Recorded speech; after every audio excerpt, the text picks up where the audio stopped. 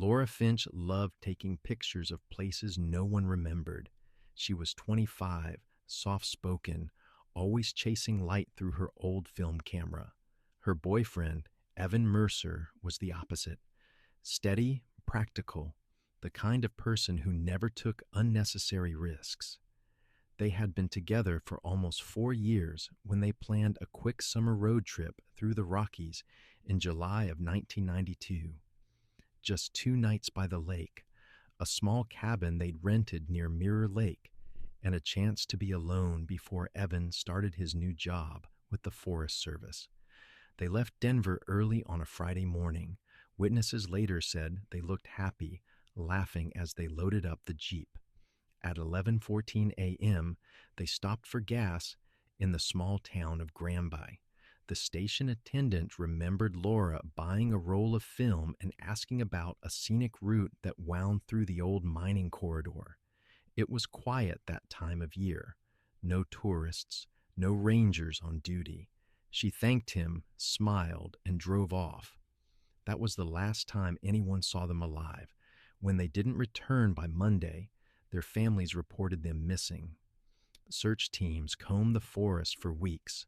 Planes traced the winding roads and rivers, but not a single trace of the Jeep or their gear was ever found. Investigators ruled it an accident. Maybe they slid off a back road into one of the deep ravines the map didn't show. But those who knew Laura and Evan never believed it. They weren't careless. They knew the mountains better than most. And people who vanish that completely don't just disappear, they're hidden. For 31 years, the case stayed cold. Then, in August 2023, a wildfire swept through Grand County. It burned so hot that entire hillsides collapsed, exposing layers of earth sealed for decades. Days later, a reclamation crew found something unusual beneath the charred ground. A rusted steel hatch welded shut, marked MLC number 14, closed 1965. Nearby, half buried in ash, lay a piece of metal the size of a license plate. The numbers still visible matched a Jeep rental record from July 1992. After 3 decades of silence, the mountain had spoken, and what they found deeper inside would rewrite everything the case once claimed to know. The fire had stopped only a week earlier, but the ground still smoked in places. Grand County looked more like a moonscape than a forest, blackened trees standing like thin shadows, soil turned the color of ash. Crews from the Colorado Division of Reclamation moved slowly through the burn zone, searching for unstable terrain or anything that could reignite. Most days, they found nothing but melted rock and twisted metal. On that morning, they found something different. At the base of a collapsed ridge, a worker's shovel hit steel. Beneath a thin crust of soot lay the corner of a buried hatch, rusted and warped from heat. When the men cleared the surrounding dirt, they realized it wasn't a scrap of machinery. It was an entrance, circular and sealed tight. Faded paint across the surface read MLC number 14, closed 1965, a number none of them recognized. Mines that old were supposed to be mapped, documented, and capped decades ago.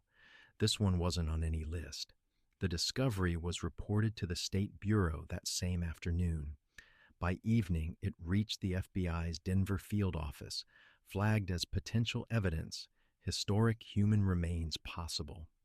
It landed on the desk of Special Agent Marcus Hale, head of the Cold Case Division. He almost didn't open it. Hale had seen hundreds of wildfire recoveries, old pipes, crushed equipment, animal burrows mistaken for tunnels, but the attached note made him pause. Metal fragment near hatch, possible vehicle component, partial VI visible. He drove up the next morning. The air still smelled of smoke and wet ash. A few orange flags marked the excavation zone, the hatch half exposed like the lid of a grave. A state technician handed him a sealed evidence bag containing the metal fragment. Through the plastic, he could read the stamped numbers. The technician spoke quietly, almost careful with the words. The VIN prefix matches a rental Jeep from July 1992. Denver International Pickup. Never returned. Hale stared at the numbers for a long time. He knew that case. Everyone in the department did. Laura Finch and Evan Mercer, the couple who vanished without a trace. He'd skimmed the file years ago. Another dead end buried under 30 seasons of snow and speculation. Their route had been toward Mirror Lake, 40 miles south of where he was standing. There was no reason for them to be here. No trail connected this area to their map. No recorded detour. Nothing but wilderness and rock. He looked around the clearing. The fire had burned away everything living. Even the wind felt hollow. The hatch was fused shut. Edges melted smooth like glass. Whatever lay beneath had been trapped there for decades, waiting for the right storm or the right fire to bring it back. A crew chief approached, asking if the Bureau wanted to cut the seal that day. Hale shook his head. Not yet, he said. Let's get the site secured first. He watched the smoke drift out of the earth, thin and gray, curling upward into the open air. For 31 years, the case had been nothing but paperwork. Now the mountains were giving it back, piece by piece. He slipped the evidence bag into his coat and glanced once more at the rusted hatch. It felt like the start of something, or the end of something long overdue. For the first time in decades, the Finch Mercer file was breathing again. July 10th, 1992. The morning air outside Denver carried the dry smell of pine and highway dust. Laura Finch loaded the last canvas bag into the back of the white Jeep while Evan Mercer folded the map he'd been studying since dawn. They had planned the trip for weeks, a simple weekend away before his new job started, a chance to be alone where the sky was wider than the city. They weren't chasing danger, they were chasing quiet. Laura leaned over the passenger seat, checking her camera case. 3 rolls of Kodak film, spare batteries, notebook, water canteens. Evan laughed when she refused to leave without her tripod. It's 2 nights, not an expedition, he said. Every trip's an expedition if you bring a camera, she answered. They left the suburbs before the sun climbed high, the Jeep humming up the mountain highway with the windows down and radio static blending with wind. Evan pointed out the ridgelines he'd studied in college geology classes. Laura took pictures through the windshield, blurred trees, a passing freight train, a sky that looked endless.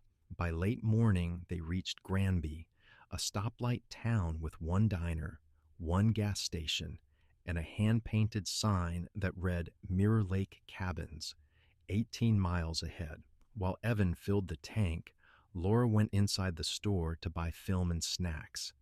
The clerk behind the counter was a thin man in his 60s with sun-spotted hands and the slow patience of someone used to silence. You folks headed up the ridge? He asked. She nodded. Mirror Lake. He shook his head slightly. Take the main service road. Don't bother with the old mining track. Half those roads were sealed years ago, and they don't show up on maps anymore. Laura smiled politely. Noted. When she walked back outside, Evan was already folding the receipt into the glove box. She mentioned the man's warning, and he shrugged. Probably just doesn't like tourists. Then he turned the ignition, and the Jeep rolled back onto the highway. A few miles later, the paved road split. 1 sign pointed toward the lake. The other, older, nearly unreadable, leaned into the brush. Evan slowed. That's the scenic route the guy at work told me about, he said. Cuts through old mining land. Might save us 20 minutes. Laura hesitated, then nodded. Let's try it. If it looks bad, we turn around. The tires crunched over gravel as the Jeep turned down the narrower fork. Tall trees closed in on both sides, sunlight breaking through, in thin gold lines. For a while, everything was perfect. The hum of cicadas, the smell of resin, the sound of Laura's camera clicking through the open window. By evening, they reached a small clearing near a creek and decided to camp there for the night. Evan built a small fire while Laura wandered a few yards away to photograph the sunset.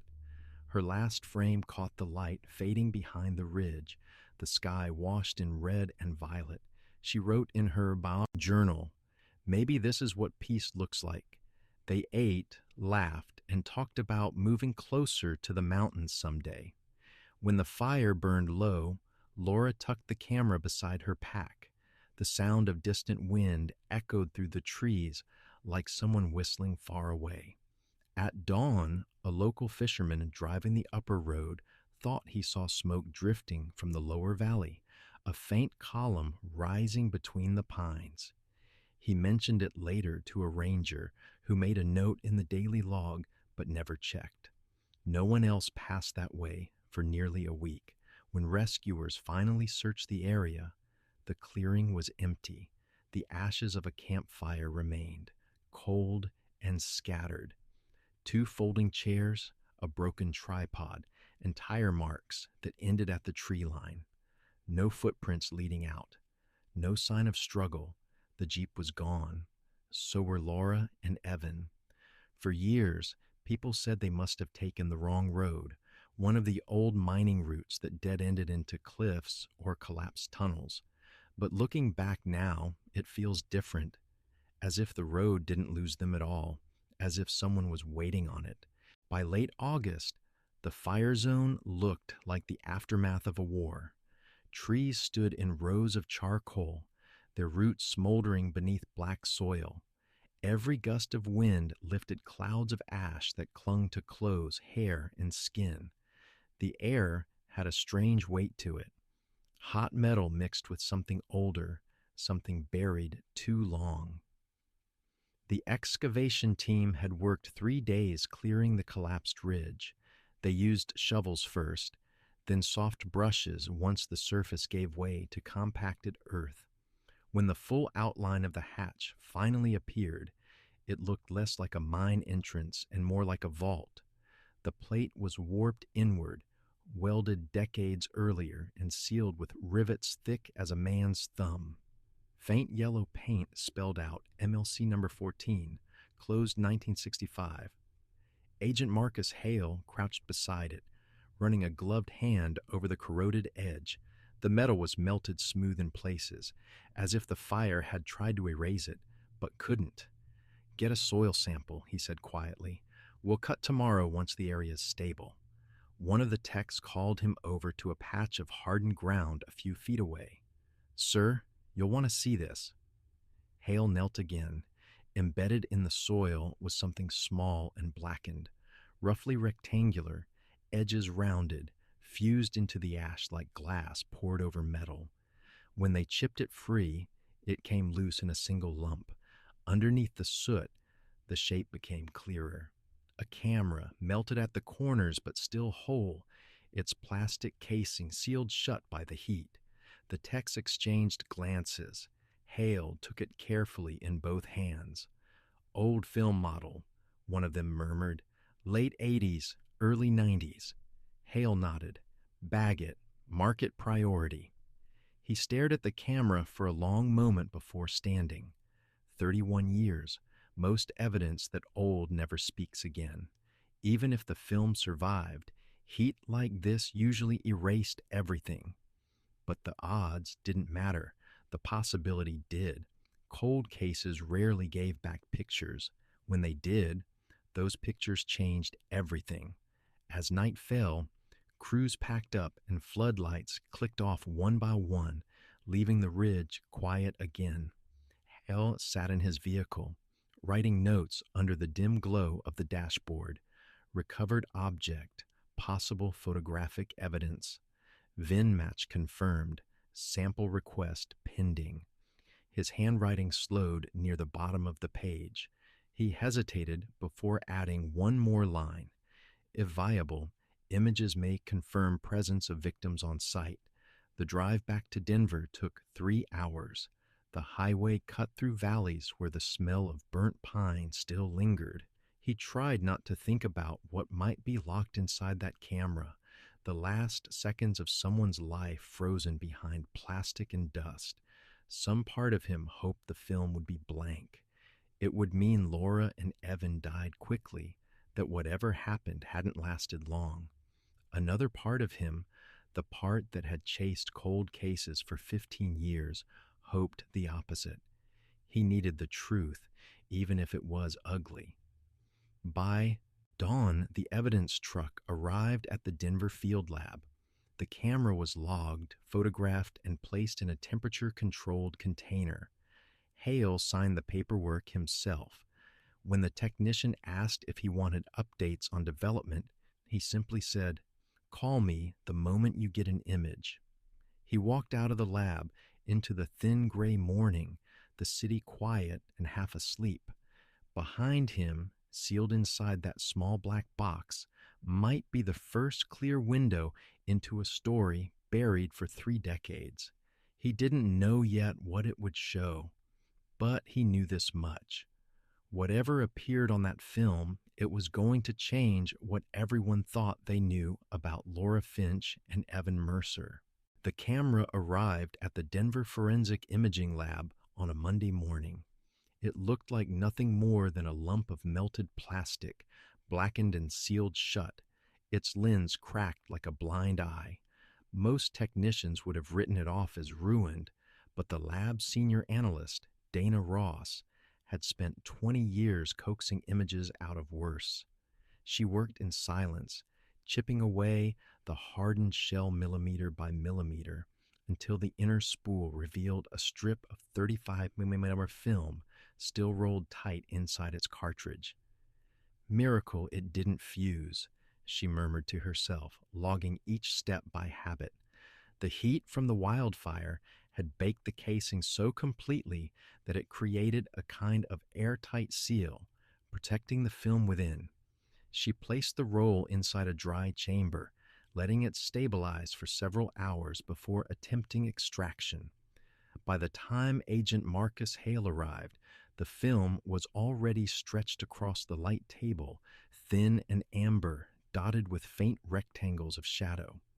"Don't get your hopes up," Dana said. "Half the emulsion's gone. I'm doing this one frame at a time." She started the digital scanner. Slowly, the first image appeared on the monitor, grainy, underexposed, but unmistakable. A woman and a man standing beside a white Jeep, smiles half caught in the sun. Laura Finch and Evan Mercer. Laura's hair pulled back, camera strap slung around her neck, Evan's arm resting on the Jeep's hood, a small sticker visible near the license plate. The image was aged, uneven, but real. The room went quiet. Dana adjusted focus, moving to the next frame. Laura again, this time sitting on a rock, squinting at the light. Another shot of the Jeep parked under a line of tall pines. A fourth, both of them walking along a dirt trail, distant mountains behind them. Hale leaned in closer. "Timestamp?" "Embedded on the negatives," she replied. "July 10th, 1992. Each frame looked normal, ordinary moments from an ordinary trip, until the final section of the roll. Frame 23 loaded slow, faint light blooming out of darkness. The image sharpened, and Dana stopped moving the controls. Hale's hand froze on the desk. Laura's reflection filled the car window. Her face half turned toward the camera, eyes wide, mouth open as if caught mid-breath. Behind her, inside the Jeep, was another hand, pale, pressing against the glass. The fingers long, outstretched, blurred slightly by motion. It wasn't Evan's. The angle was wrong. The hand was reaching from the back seat. No one spoke for several seconds. Hale's throat felt dry. "Is there another frame after that?" Dana shook her head. "End of roll. This was the last shot taken before the shutter jammed." He stepped back, forcing himself to look at it again. The composition, the fear frozen in Laura's eyes. It wasn't a random blur or trick of light. It was a moment, a capture of something she hadn't meant to photograph, something she saw too late. Dana zoomed in on the window reflection, enhancing the surrounding details. Faint outlines of jagged rock appeared behind the Jeep, shadows curling at the base like cuts in the stone. She overlaid the image with a recent photo from the burn site. The shapes aligned almost perfectly. The slope of the ridge, the angle of the boulder near the hatch, even the pattern of cracks in the rock. "It's the same location," Dana said softly. "She took this picture at Shaft 14. Hale didn't answer. His thoughts ran back through the old reports, the family statements, the assumed route, the cabin they never reached. Every theory ended at Mirror Lake, but the photo changed everything. They had never made it that far. They were already there, trapped somewhere near the mine before anyone even knew to look. He stared at the image one last time before turning away. In 31 years, the case had produced nothing tangible. Now it had a picture, a timestamp, and a new question carved into the silence. If they never reached the lake, who or what brought them to that road? The next name on Hale's list was William Rudd, retired U.S. Forest Ranger, Grand County District, active from 1978 to 1998. His file described him as disciplined, detail-oriented, and prone to personal initiative. It was a polite way of saying he didn't always follow orders.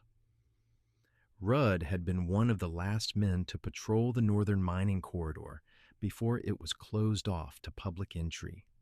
Hale found him at a small property outside Estes Park, a one-story cabin half buried under pines. The place smelled like sap and coffee. When Rudd opened the door, he looked older than his 71 years, his ranger hat still hanging on a peg by the coat rack.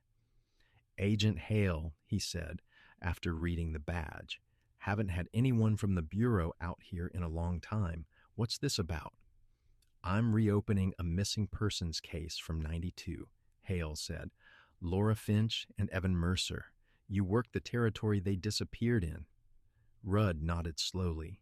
"Heard of it. We all did. Never found a trace. Shame." Hale followed him into the kitchen, where sunlight cut through lace curtains and glinted off stacks of paper spread across the table. Old ranger maps, wildlife logs, and a few black and white photographs of mountain roads. The man clearly hadn't stopped keeping records even after retirement. "I'm trying to confirm something," Hale said, taking out a printed image from his folder. The hatch, freshly uncovered, stamped MLC number 14. "You ever see this before?" Rudd leaned closer, adjusting his glasses, his brow furrowed. "Yeah. 14 was one of the old shafts, up past Little Elk Ridge. Supposed to be sealed in the 60s, but I remember it being worked on again in the early 90s. A man named Reed handled it." "Jonas Reed." "That's right. Said he'd been a contractor with the state's reclamation division. Claimed he specialized in sealing unstable tunnels. Always worked alone. Said extra hands slowed him down." Hale made a note. "We've checked the contractor registry. There's no record of anyone by that name." Rudd's eyes drifted toward the window, the forest swaying beyond it. "That doesn't surprise me. Reed was strange, polite, but there was something off. He used to show up unannounced at ranger posts, asking for clearance to secure sites that weren't even on our current maps. Said he had old coordinates from when he was a miner. Did anyone verify his credentials?" Rudd gave a dry laugh. "Back then, we barely had funding for new tires. If someone showed up in uniform and spoke the right language, we let them through. I filed an incident report once about him closing a shaft near Elk Creek. Got a call the next week telling me to leave it alone." Hale looked up. "From who?" Rudd shrugged. "Didn't ask. You didn't back then." After a moment of silence, the old ranger stood and motioned toward the narrow staircase that led to his attic. If you're chasing old ghosts, I might have something. The attic smelled of dust and pine resin. Cardboard boxes were stacked to the ceiling, each labeled by year. Rudd pulled one down, marked 1992, and opened it on an old workbench. Inside were logbooks, small, leather-bound, the kind issued to rangers before digital reports existed. He flipped through the pages, his finger stopping on a line written in fading ink. He passed it to Hale. The entry read, July 12th, 1992, unauthorized access, shaft 14, handled, no signature, no supervisor initials, no follow-up page. Hale turned the book over. Who wrote this? I did, Rudd said quietly. But that last word wasn't mine. Someone added it after I turned the report in. Hale stared at the page. The handwriting different, subtle, but visible. You think it was Reed? Rudd didn't answer right away. I think he wasn't sealing those tunnels, he finally said. I think he was using them. The attic went still, except for the faint creak of the rafters. Hale closed the ledger and slipped it into an evidence bag. A simple word written 31 years ago had just turned into proof that someone had tried to bury more than a mine. By the end of the week, the hatch at Shaft 14 had been cleared, and the site declared stable enough for entry. Floodlights lined the ridge, their pale glow cutting through the haze that still hung in the valley. The fire smell never fully left. It clung to clothing, to tools, to the air itself. Even with respirators, everyone tasted smoke. Agent Marcus Hale stood beside the entrance as the crew began cutting through the welded seal. Sparks hissed and scattered across the ash, melting into the dirt. The steel door groaned, reluctant to move after 3 decades of silence. When it finally gave way, the sound was deep and hollow. A breath exhaled from the earth. A wave of hot metallic air escaped the tunnel. It smelled of burned oil and damp stone.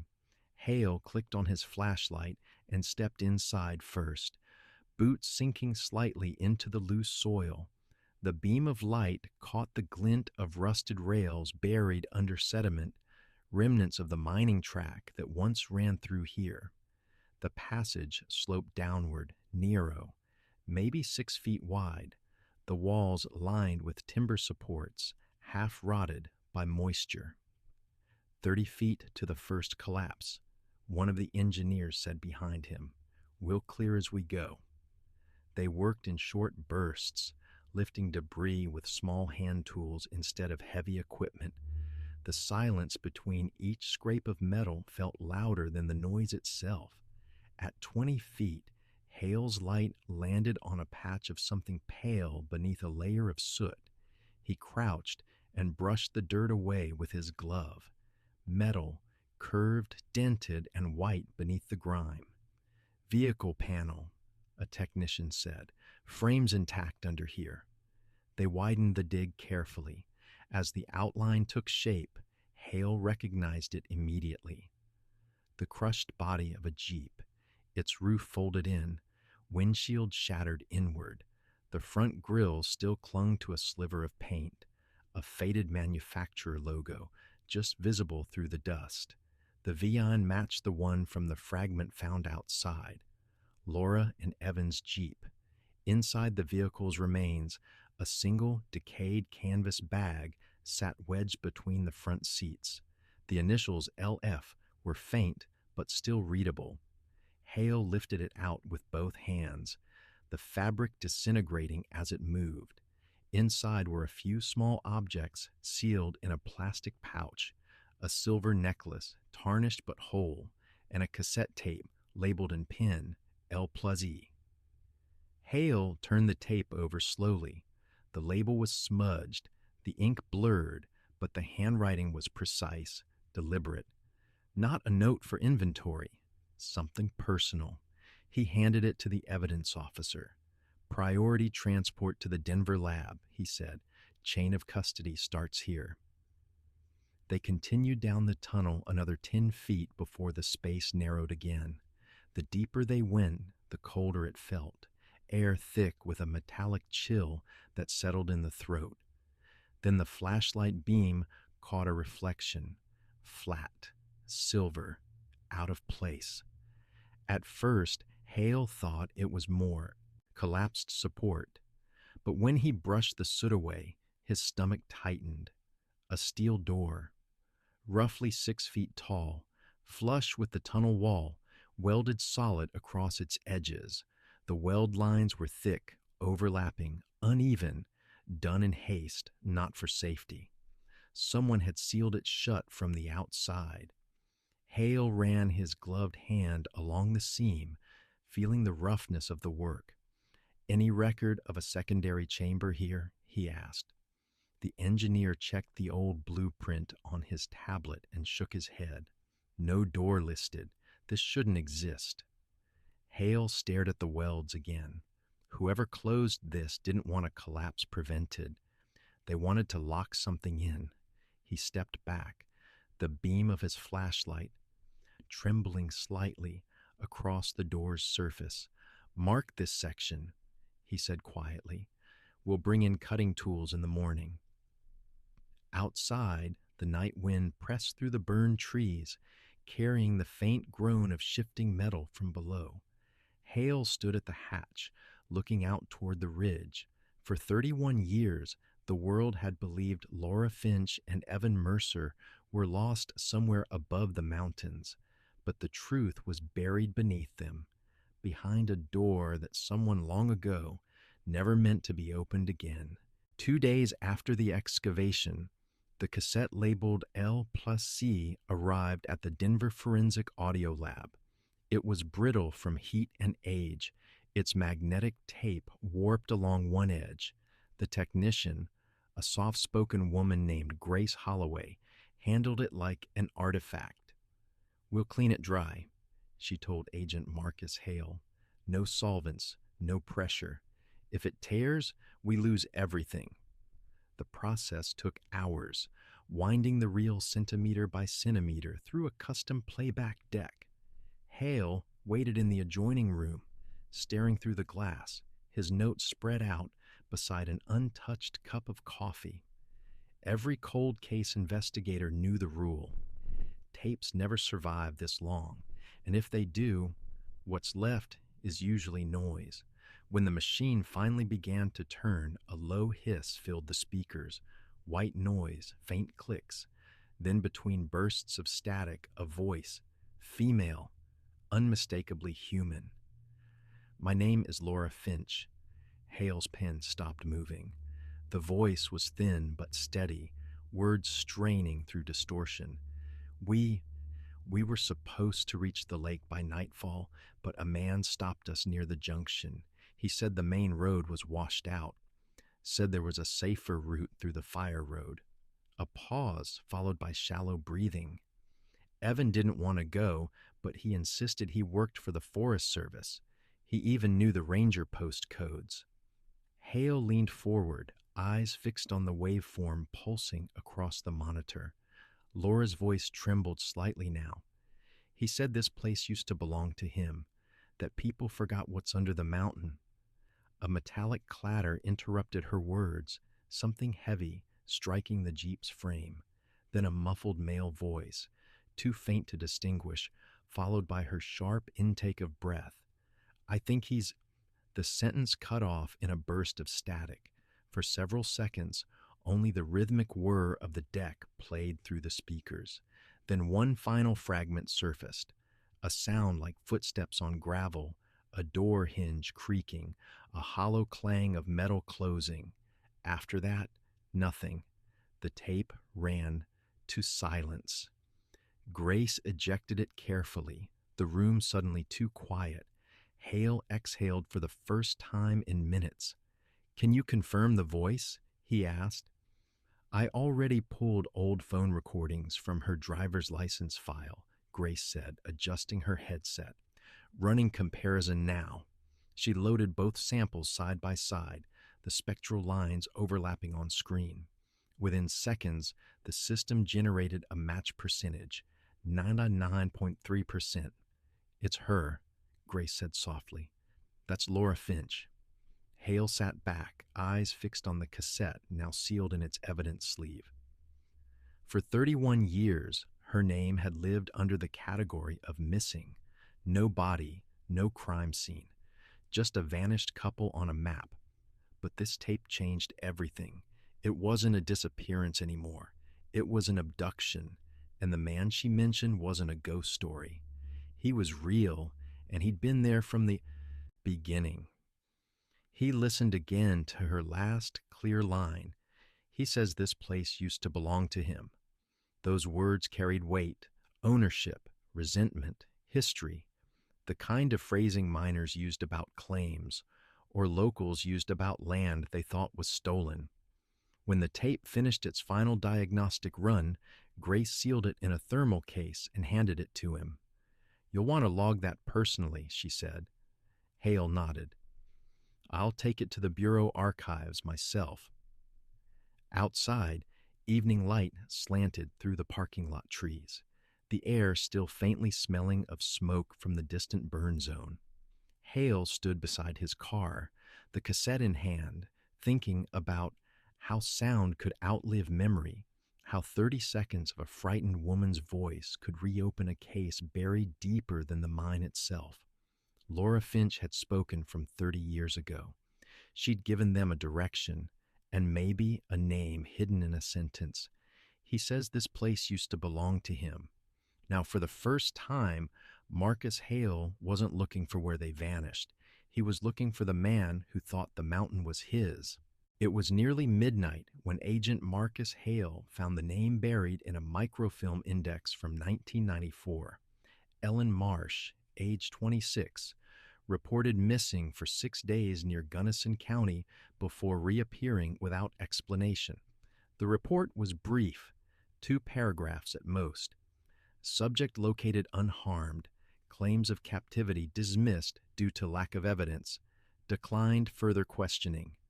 No follow-up, no psychological evaluation, just a line closing the case. By morning, Hale had tracked her to a small town outside Durango. She worked at a public library, still listed under her maiden name. When he called, she hesitated before agreeing to meet. I don't like talking about it, she said, her voice quiet but firm. But if it helps someone else, I'll try. The meeting took place in the back corner of the library's staff room. Shelves of donated books surrounded them, the smell of paper thick in the air. Ellen Marsh looked older than her years. Gray streaks in her hair, lines deep around her eyes.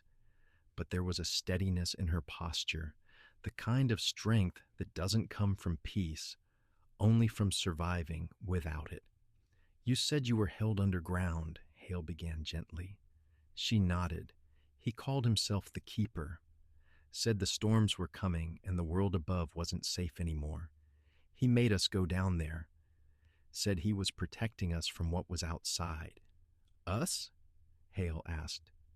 There were others, she said, eyes unfocused as if replaying it. 2 women when I got there. I never saw them clearly. He kept the lights dim. We heard each other sometimes through the walls, crying, talking.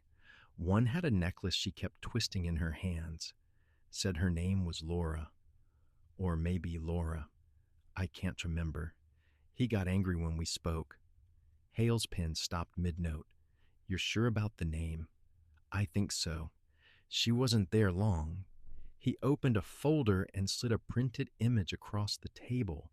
Laura Finch's final photo, the one showing her reflection and the welded door behind her. Ellen's breath caught. Her hand trembled as she touched the edge of the print. That door, she whispered. Those scratches, right there along the bottom. She pointed to faint lines visible near the frame. I did that. I carved them with a nail. I was counting days. The room went silent except for the hum of the overhead light. Hale felt the weight of the moment settle like stone. After 31 years, a living witness had connected the two timelines. Laura in 1992, Ellen in 1994. Same tunnels, same man. What did he look like? Hale asked quietly. She closed her eyes. Tall, early 40s then maybe. Wore an old ranger jacket with the patches ripped off. Limped on his right leg. Always carried a lantern even when the generator worked. He said he used to be responsible for the mountain, that it was his duty to keep it whole. He hated outsiders, said they were the reason the land got sick. Did he ever give you a name? Not at first, but once, when he was fixing the lock on the door, he said something like, "Reed built it wrong." Then he stopped talking, like he'd said too much.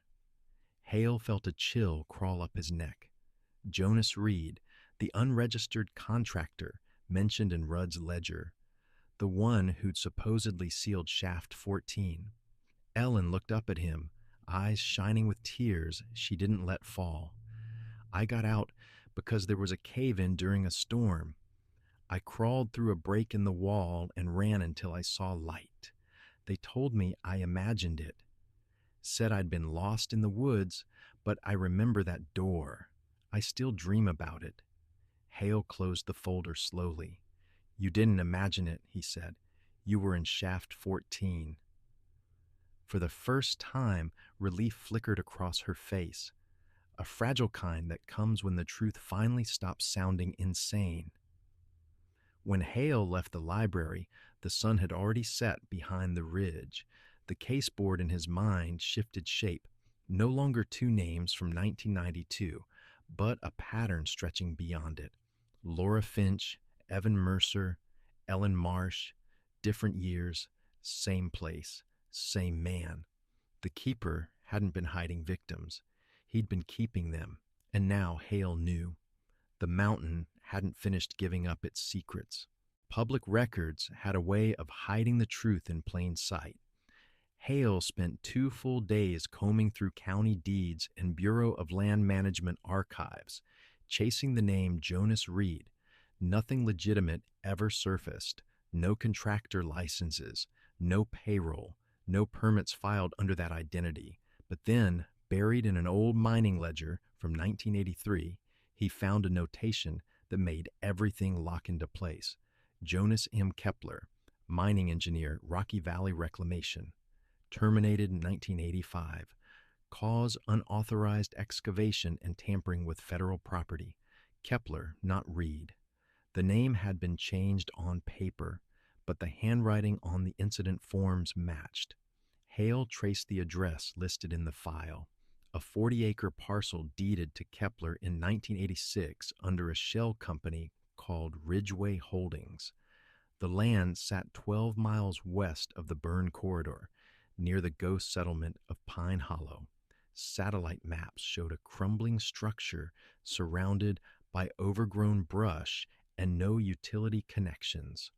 The perfect place for someone who didn't want to be found. By the time the field team arrived, evening light had turned the trees orange and long shadows stretched across the dirt road. The house was more of a husk. Collapsed roof, glassless windows, and a chimney leaning like it wanted to fall. What caught Hale's attention wasn't the house itself, but the terrain behind it. A row of disturbed soil ran in a near-perfect line down the slope, ending at a patch of exposed concrete. Half buried in moss was a steel hatch identical to the one at Shaft 14. Get the perimeter lights up, Hale said.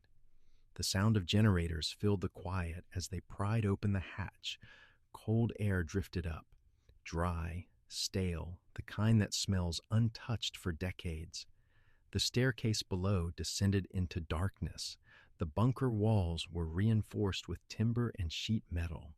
On the floor, an overturned chair, a rusted lantern, and the remains of paper scattered across the dirt. Hale's flashlight swept the room. In the far corner, beneath a sheet of warped plywood, lay a crate sealed with wire. The label had faded, but the handwriting was meticulous, almost obsessive. Inside were notebooks, dozens of them, each wrapped in wax paper, stacked neatly like inventory. Hale pulled the top one free and brushed off the dust. The word Finch was written across the cover in bold, sharp ink. He opened another, Wren, another, Sparrow, then Dove. Every notebook bore the name of a bird, and every one corresponded to a missing woman from the region, the years lining up almost perfectly with unsolved disappearances between 1992 and 2003. Each book contained fragments, clipped newspaper articles, crude sketches of tunnels, weather notes, and lists of coordinates. In some, there were journal entries written in the same jagged script that matched the Shaft 14 ledger. Finch sings too loud, can't have others hear. Wren won't eat, must find new ones soon. Sparrow, follows orders, good, keeps the quiet. Hale read in silence, the pages trembling slightly in his hands. This wasn't documentation, it was ritual, a personal taxonomy of captivity. Kepler hadn't been naming them at random, he was cataloging them, as if each woman represented a species in his twisted ecosystem. The team worked carefully, photographing and sealing every item. One notebook, dated July 1992, contained a name Hale didn't need to read twice, Laura Finch. Below it, a single line in smaller handwriting, returned to where she belongs. The mountain keeps its own. Hale stared at the sentence until it blurred. For months, the case had been about evidence, timelines, and logistics. But now, standing in that bunker, surrounded by rows of names written like prayers, it became something else entirely. The anatomy of obsession. He closed the notebook and looked toward the tunnel at the back of the chamber, a narrow passage carved deeper into the hill. Mark it for excavation, he said quietly. If this is what we think it is, he didn't build one. He built many. Outside, the night had gone still again, wind threading through the pines like breath through the dead. Hale climbed out of the bunker and looked back at the ridge, the outline of a man's empire of dirt and silence. Jonas Kepler hadn't vanished after 1985. He had simply gone underground. The excavation at the Pine Hollow site continued for 4 days. Each layer of earth brought fragments of what had been hidden. Broken lanterns, torn fabric, shards of glass warped by heat. The deeper they dug, the more the mountain seemed to resist, as if it knew what they were looking for and wanted to hold its silence a little longer. On the 5th morning, one of the crew members called out. His voice echoed flatly against the burned walls. "Agent Hale, we've got something wedged under here." Hale stepped forward, crouching beside a blackened beam half buried in compact ash. Beneath it, glinting faintly in the light, was the corner of a small metal tin, the kind used for storing nails or photographs.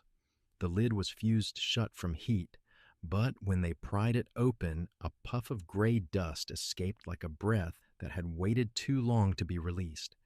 Inside lay a single folded sheet of paper, edges crisped and browned, but words still visible in faded blue ink. The handwriting was small, careful, deliberate, the kind that comes from writing by flashlight. Hale read it once, then again, tracing each line as if touching something alive. He calls it a sanctuary. It's a cage. If you find this, tell my mother I tried. No name, no date. Just the weight of everything that had been lost compressed into 3 short lines. The letters LF were faintly pressed into the corner of the paper, half obscured by soot.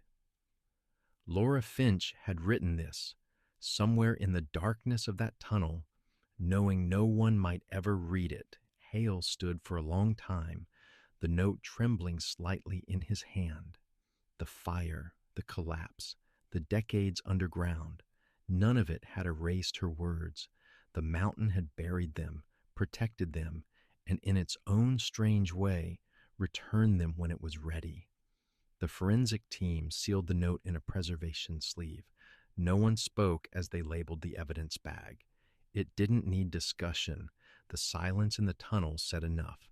That afternoon, Hale filed the report that would close the case's final chapter. DNA and record cross-matching confirmed 12 victims in total. Women reported missing between 1987 and 2003. Each name once scattered across state lines. Each case marked unsolved, now linked by one man, one place, and one pattern that had spanned almost 2 decades. The Bureau's press release the next day was brief and clinical. The Rocky Mountain disappearances, active 1987-1994, are now formally connected to a single perpetrator, Jonas Michael Kepler. Recovered evidence identifies 12 confirmed victims. Investigation ongoing for potential additional cases. It didn't mention the note. It didn't need to. That was never for the public record. It was for the families, the ones who had spent half their lives wondering if the people they loved had simply vanished into the wind. When the paperwork was done and the evidence sealed, Hale stood at the edge of the burn zone one last time. The air is cool now, autumn creeping back into the hills. The ash had settled. The ridge looked quiet again, almost peaceful. He unfolded the photograph of Laura Finch and Evan Mercer, taken the day they disappeared. 2 young faces smiling against a backdrop of trees that no longer existed, the kind of picture that should have stayed ordinary forever.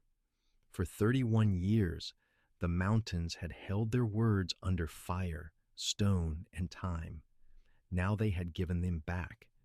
And in that quiet, the case that began as a disappearance finally ended as something else. A voice that refused to stay buried. The snow had already begun to gather along the ridge when they held the memorial at Mirror Lake. Months had passed since the investigation closed, but the story still lingered.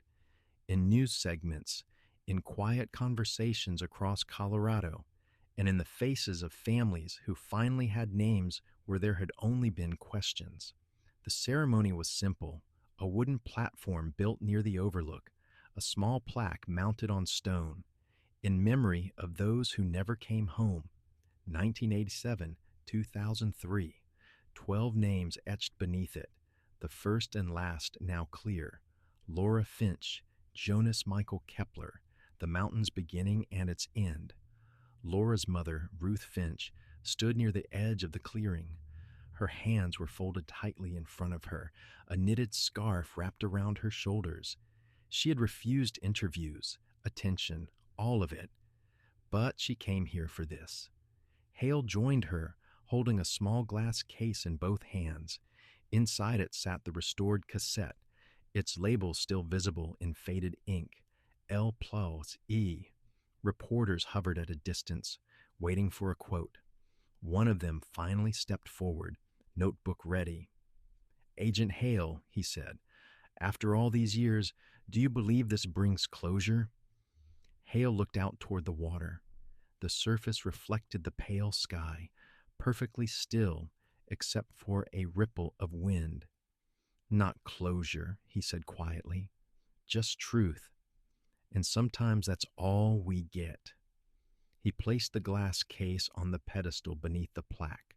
The sound technician nearby pressed play on the restored recording, looping the last recovered segment. Static filled the speakers, then a familiar voice, faint, fragile, but unmistakably alive. "I saw the light through the rock," Laura said. "If you can hear this, it means I found a way out." The tape clicked once and ended. No music, no commentary, just wind through pine, brushing softly over the clearing.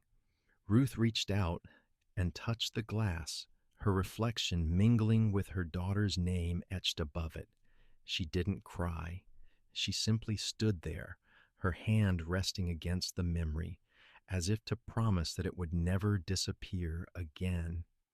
Hale stepped back, letting the moment belong to her. Behind him, the crowd thinned, reporters lowering their cameras. The story, for them, was over. For him, it would never really be. As he turned toward the trail, the sun slipped behind the ridge, scattering gold light across the burned pines. For the first time since he'd taken the case, the mountains sounded empty. No hum of machinery, no shifting rock, no echo of the past trying to speak. Only quiet. 31 years of silence had finally broken, and now, at last, it seemed to rest. The tape, the note, the names, all of it would fade in time, but her final words would not. I saw the light through the rock. The sound faded once more, leaving only the whisper of wind through the trees, and for the first time, the mountains were still.